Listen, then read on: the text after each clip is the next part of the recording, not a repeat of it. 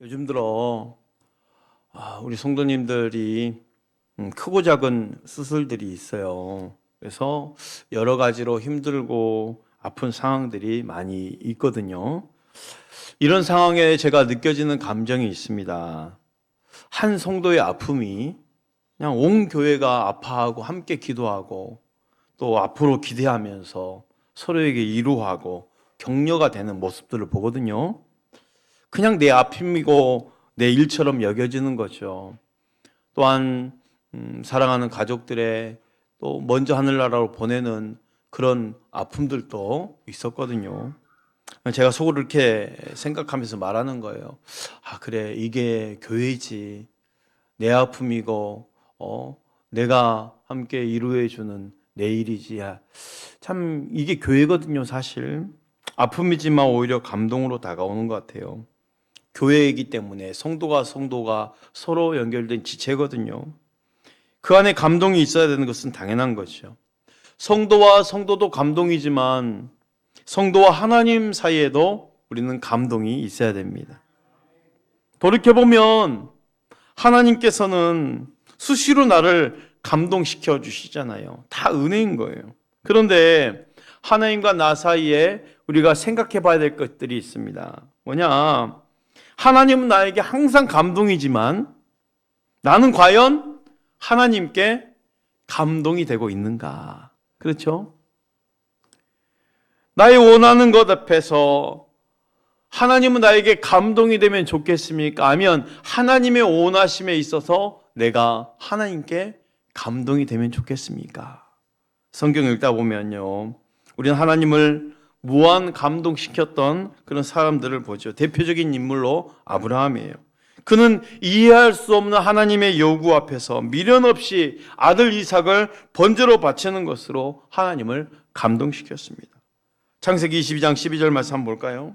사자가 이르시되 그 아이에게 내 손을 대지 말라, 그에게 아무 일도 하지 말라. 내가 내 아들 내 독자까지도 내게 아끼지 아니하였으니 내가 이제야 내가 하나님을 경외하는 줄을 아노라. 내가 이제야 내가 하나님을 경외하는 줄 아노라. 아브라함의 그 행동이 하나님을 감동시켰던 거예요.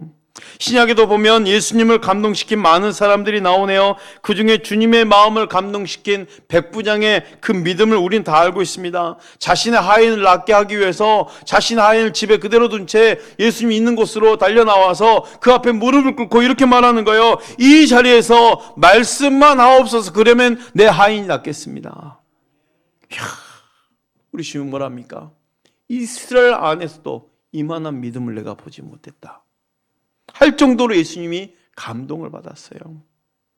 값진 향유 옥합을 깨뜨려서 예수님께 부어드린 그 여인의 헌신 앞에 주님은 이렇게 말씀하셨죠. 온 천하에 어디서든지 복음이 전파되는 곳에는 이 여자가 행한 일도 말하여서 그를 기억하리라. 과연 예수님 말씀대로 이 여인의 행적이 그대로 성경에 기록돼서 오늘을 살고 우리도 그 일들을 다 알고 있지 않습니까? 주님이 감동을 받으신 거거든요. 여러분 축복합니다. 우리 또한 주님을 감동시킬 수 있기를 바랍니다. 내 문제 해결해 달라고 나를 감동시켜 달라고가 아니라 내가 주님을 감동시킬 수 있기를 바랍니다. 오늘부터 2024년 새생민축제 굿 파트너가 시작되네요. 이번 새생민축제 슬로건은 순간의 만남, 영원한 감동이에요. 그래서 이 새생명축제, 이번 이 새생명축제의 굿파트너 예수를 통해서 우리 성은교회가 하나님을 감동시키는 현장, 그로 인해 하나님의 은혜가 충만한 현장 될 수 있기를 축복합니다.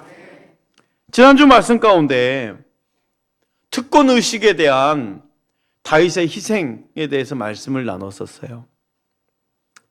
아라우나 타작마당에서 값진 희생을 위해 값을 치르고 제일 좋은 것을 하나님께 드렸던 다윗의 이야기를 우리가 지난주에 들었죠. 그때 가장 귀한 것은 주께 드려야 된다라는 이 다윗이 그런 훈련이 돼 있다라는 그런 말씀 가운데 새 용사가 떠온 베들레헴 성문 곁 그 우물물이 말씀을 전한 저에게도 잊혀지지가 않는 거예요. 그래서 마침 오늘 새생명 축제를 시작하는데 우리에게도 이런 감동이 있어야겠다라는 마음에 새 용사 이야기를 더 집중적으로 더 깊이 함께 나눠볼까 합니다. 다윗 하면 무엇이 떠오릅니까? 골리앗을 이긴 사람, 하나님 마음이 아픈 사람, 사울 앞에서도 믿음을 지켜 인내했던 사람, 영원한 승리자. 전쟁을 하면 그 모든 전쟁을 이겨내는 전쟁의 그 영원한 승리자일 것만 같은 다윗이 블레셋 군대와의 전쟁 중에서 처절한 패배 가운데 쫓겨서 아둘람굴의 피신해 있음을 지금 보는 것이죠. 르바임 골짜기까지 블레셋이 밀고 올라온 거예요. 심지어 다윗의 고향인 베들레헴도 다 블레셋 지경으로 넘어가 버렸어요. 더군다나 이 베들레헴은 이 블레셋 군대의 본부까지도 지금 자리잡고 있다는 거예요. 다윗이 아둘람굴의 피신해 있고 블레셋은 턱 밑까지 밀고 올라왔고 베들레헴은 완전히 블레셋 지경에 있는데 그런 상황 속에서 말이죠. 그 아둘람 굴 안에서 감동의 역사가 일어났다는 것이죠. 그다음 오늘 본문이 우리에게 주는 의미가 무엇일까요? 실패의 현장이 감동의 현장으로 바뀔 수 있다는 것입니다. 하나님의 마음이 아픈 사람 다윗에게도 영원한 승리자일 것만 같은 다윗도 패배와 좌절이 있었어요. 전쟁 중에 패배를 당해서 심판이란 이름을 뜻을 가지고 이 아둘람 굴 속에 지금 갇혀있는 처지잖아요. 그 굴에 사람들이 얼마나 많이 들어갔게 있어요. 그 소수의 무리들이 지금 아둘람 굴에 갇혀서 다윗이 신음소리 같은 한마디를 내뱉는 거죠. 15절 말씀입니다. 다윗이 소원하여 이르되 베들레헴 성문 곁 우물물을 누가 내게 마시게 할까? 무슨 의미일까요? 지금 다윗이 전쟁 중에 목이 말라서 지금 당장 물을 먹고 싶어서 하는 소리가 아닙니다. 블레셋과 전쟁 중에 패배를 당해서 지금 이 굴 속에 숨어있는 다윗에게 있어진 삶의 목마름인 거예요. 자신의 신세 한탄인 거예요. 자신의 처지에 대한 한탄이었어요. 그동안 다윗에 있어서 삶의 의미는 뭡니까? 오직 하나님의 영광이잖아요. 하나님 뜻이었잖아요. 맡겨진 사명, 하나님 나라 확장을 위해서 사명 감당하기 위해서 평생을 전쟁터에 살아도 미련이 없는 다윗이잖아요. 그런데 지금 패배 위기 가운데 삶의 목마름이 찾아온 거예요. 여러분, 삶의 목마름이 찾아오면 옛날 추억들이 문득 떠오르잖아요. 지금 너무 괴로우면 옛날 그 정말 행복했던 그 추억들이 순간 떠오르잖아요. 그러면서 예전에 이렇게 행복했었는데 지금은 내가 뭐냐, 이런 추억들이 말이죠. 다윗이 마침 그랬던 거예요. 갑자기 옛날 생각이 난 거예요. 어릴 적 고향 베들레헴에서 그 성문 벌판에 막 뛰어놀던 추억. 그렇게 뛰어놀다가 성문 곁 우물물을 한 사발 마시면 갈증이 온데간데 없어지며 행복했던 그때가 문득 떠오른 거예요. 그런데 그 추억 속에 자조 섞인 목소리가 나오는 거죠. 베들레헴에 갈 수 없잖아요. 지금 턱 밑까지 골리앗이 밀고 올라왔고 이 베들레헴도 다 블레셋 지경으로 넘어가는 상황에서 누가 베들레헴 성문 곁 그 우물물을 내게 마시게 해줄까? 무슨 말입니까? 할 수 없다라는 거예요. 갈 수 없으니 누가 그 물을 떠다 주겠습니까? 희망이 없다라는 거죠. 처지한 이 실패를 되새기면서 베들레헴 그 성문 곁 그 우물물을 마실 수 없는, 자유롭게 떠먹지도 못한 자신의 안타까운 신세를 한탄하는 겁니다. 그런데 놀라운 일이 일어났습니다. 그렇게 실패 현장에, 좌절의 현장에 엄청난 감동의 역사가 일어난 거예요. 그 감동의 역사가 다윗을 다시 일어서게 했고 다시 칼을 잡아야 할 이유가 됐고 그 감동의 역사가 다시 블레셋 군대와 싸워야 할 이유가 된 것입니다. 모든 것을 놓아버린 다윗이 다시 일어난 거예요. 이 실패 현장이 감동의 현장으로 바뀔 수 있었던 것은 이름 없는 세 명의 용사 때문이었어요. 이 세 명의 용사가 다윗의 그 한탄하는 신소리를 들은 거예요. 누가 내게 베들레헴 성문 곁 그 우물물을 주어 마시게 할고. 한 사람이 들었는지 세 사람이 들었는지는 알 수 없습니다. 분명한 것은 저들 세 명이 마음을 모았다는 거예요. 야, 우리가 지금 지쳐있는 왕이 베들레헴 성곁 그 우물물을 먹고 싶다는데 우리가 떠나드리자. 자, 이름 없는 세 명의 용사가 일어난 겁니다. 아둘람굴에서 베들레헴까지 4km, 왕복 8km입니다.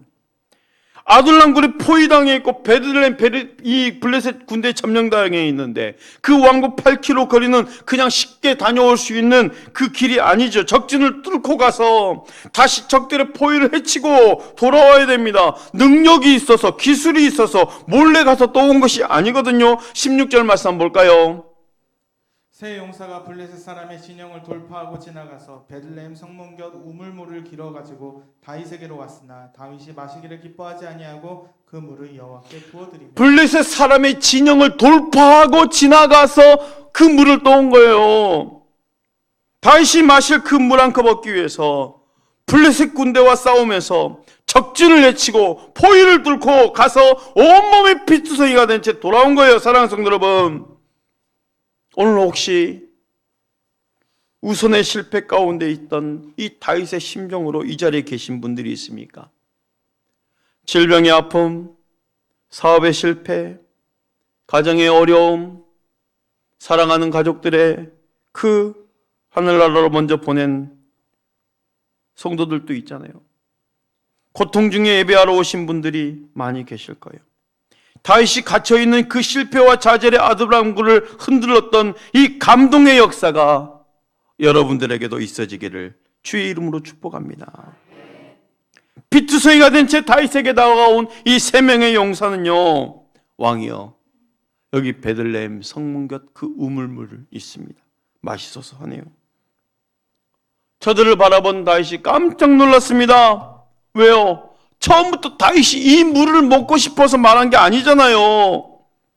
저들이 내미는 물 한 사발 들고 다윗은 어떻게 했습니까? 16절 17절 말씀 다시 한번 볼까요? 세 용사가 블레셋 사람의 진영을 돌파하고 지나가서 베들레헴 성문 곁 우물물을 길어 가지고 다윗에게로 왔으나 다윗이 마시기를 기뻐하지 아니하고 그 물을 여호와께 부어드리며 이르되 여호와여 내가 나를 위하여 결단코 이런 일을 하지 아니하리이다. 이는 목숨을 걸고 갔던 사람들의 피가 아니니까 하고 마시기를 즐겨하지 아니하니라. 세 용사가 이런 일을 행하였다. 지난번에 말씀드렸죠. 이 물을 다윗이 마시지 않는 이유가 뭡니까? 그 물은 떠다온 순간 세 용사의 피값과 같은 목숨과 같은 물이었기 때문에 가장 귀한 물이 되어버린 거예요. 가장 귀한 것은 하나님께 드려야 된다는 생각 때문에. 그전에는 그냥 물이었지만 이 세 용사가 목숨을 걸고 가져온 순간 이 물은 물이 아니라 가장 귀한 것이 되어버렸기에 하나님께 부어드렸다고 그랬어요. 그랬잖아요. 그런데 그렇게 물 한 그릇이 놀라운 감동의 역사를 만들어낸 거예요. 이름 없는 세 명의 용사는 다윗을 감동시켰고 다윗은 하나님을 감동시킨 거예요. 하나님을 감동시킨 그 다윗의 모습을 보면서 세 용사는 다시 감동을 받지 않았겠어요. 이 작은 감동의 역사가 놀라운 기적을 만들어낸 거예요. 작은 물 한 그릇의 감동은 아둘람 굴의 분위기를 완전히 바꿔버렸습니다. 다윗을 다시 일어서게 했거든요. 놓아버렸던 창칼을 다시 잡고 다시 전쟁을 해서 블레셋 군대를 이겨 승리를 만들어낸 것입니다. 이건 지금 회상 장면이잖아요. 근데 역대기에 보면 이 다윗이 블레셋 군대를 다 밀어냈다는 그 기록이 있잖아요. 감동을 가져다 준 희망이 오늘 우리에게도 여러분의 마음을 흔들어서 다시 일어서야 할 이유가 될 수 있기를 축복합니다. 다시 믿음으로 살아야 할 이유가 있어지기를 축복합니다. 다시 말씀으로 붙잡아 놀라운 이유가 될 수 있기를 축복합니다. 다윗 하나님이 우리 함께 하신 살아계신 하나님이시거든요. 세 용사의 헌신을 보십시오. 저들은 다윗이 어려울 때 함께 해준 사람들이잖아요. 우리가 잘 나갈 때는요, 얼마나든지 사람들이 많이 모이잖아요. 그런데 진짜는요, 어려울 때입니다. 절박한 가운데 이 세 용사가 다윗 곁에 있어준 거죠. 좋을 때가 아니라 어렵고 힘들 때 함께 해준 것입니다. 그런데 이 세 명의 용사는요, 이 다윗의 소리를 사실 어떻게 들었을까요? 하나님의 소리로 들은 거예요. 베들레헴 성곁 우물물을 누가 내게 마시게 할까? 사실 이 세 명의 용사가 그냥 다윗의 그 한탄하는 이 신음소리를 못 들은 채도 아무 문제가 없어요. 그렇잖아. 이건 명령도 아니니까 너 지금 가서 물 좀 떠와, 이것도 아니잖아요. 그냥 지나가도 될 문제였어요. 아니면 다윗을 비난할 수도 있죠. 아니 지금 어떨 때인데 그 물이 어디 있는 물이라고 그걸 어떻게 떠와?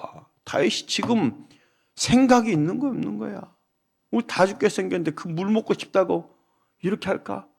이렇게 비난할 수도 있잖아요. 그런데요, 여러분, 저들은 다윗 왕의 소리를, 하나님의 소리를 들은 거예요.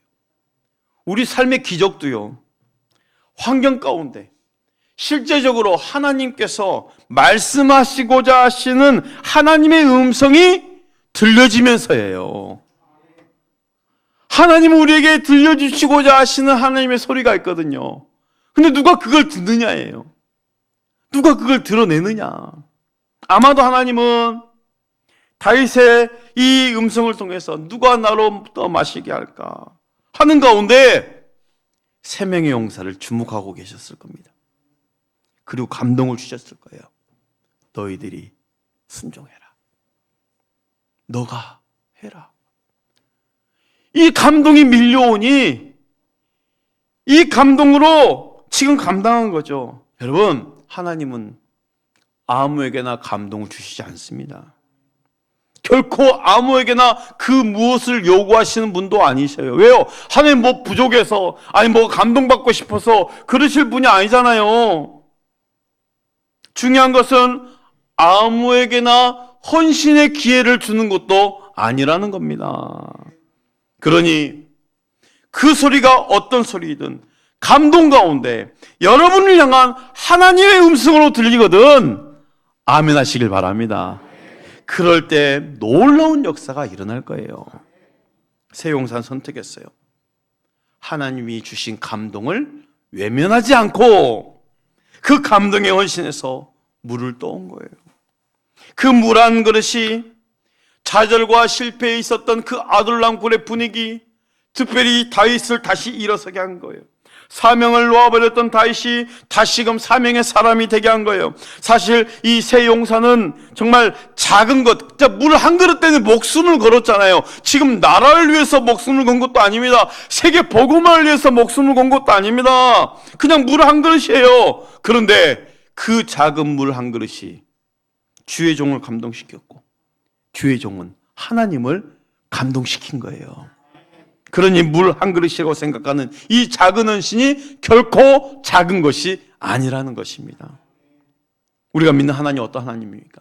세상이 크다 말하는 그 모든 것들을 다 지극히 작게 만들어 버리시는 분 아니에요. 그러나 내가 지극히 작다라고 여기는 그것도 큰 것으로 여기며 기뻐하시는 분이 우리 하나님이시잖아요. 그러니 큰 순종, 큰 헌신 따로 있고 작은 순종, 작은 헌신 따로 있는 것이 아닙니다. 하나님을 향한 모든 순종은 작은 것이 하나도 없습니다. 단지 물 한 그릇의 그 순종으로 놀라운 역사를 이루어내시는 하나님을 믿으시길 바랍니다. 이제 다윗의 그 신음소리 가운데 세 명의 용사를 주목하셨던 하나님은 여러분들을, 우리들을 주목하고 계시는 거예요. 우리의 작은 것으로도 하나님을 감동시킬 수 있다는 것을 믿으시길 바랍니다. 전도에 있어서도, 헌신에 있어서도, 우리 교회 안에 그 감동의 물결은 도저히 흐르고 있다는 것을 믿으십시오. 그 작은 감동이 엄청난 역사를 이루어낼 것입니다. 따라서 할까요? 우리 교회는 감동의 교회가 될 것입니다. 이게 교회의 모습인 거예요. 세 명의 용사는 다윗을 감동시키고 다윗은 하나님을 감동시키고 다시 하나님은 이 하나님을 감동시킨 그 모습을 보면서 다시 용사들이 감동을 받고 그 모든 백성들이 다시금 일어서고 이게 교회잖아요. 여러분, 물 한 것을 받아들고 내가 마실 수 없다면서 하나님 재단에 쏟아붓는 다윗이잖아요. 아마도 생명의 용사도 뭉클했을 거예요. 이 감동 역사가 아둘람이라는 실패의 현장을 기적의 현장으로 바꿔버렸습니다. 이 감동 역사가 다윗으로 다시금 일어서게 했고 다윗을 사명으로 회복되게 했어요. 우리도 그래야 되는 거예요. 하나님을 감동시키는 역사로 여러분의 가정이 기적의 현장 될 수 있길 축복합니다. 하나님의 은혜가 가득함으로 우리 교회가 치유와 회복과 더불어 구원의 역사로 감동의 현장 될 수 있기를 축복합니다. 이제 7주간 2024년 새세민 축제 굿 파트너 예수가 시작됩니다. 인생은 누구를 만나느냐에 따라 평생이 좌우되는 거예요. 그래서 순간의 만남이 영원한 행복이에요. 영원한 감동이에요. 우리 모두 예수를 만나서 영원한 감동을 가지고 살아갈 수 있는 인생 될 수 있기를 바랍니다. 그 영원한 감동을 주는 사명이 우리에게 있음을 기억하시고 내가 만난 영혼들이 최고의 선택할 수 있도록, 그렇죠? 이번 새세민 축제 때 여러분들이 예수님과 더불어 굿 파트너가 되어주시길 바랍니다.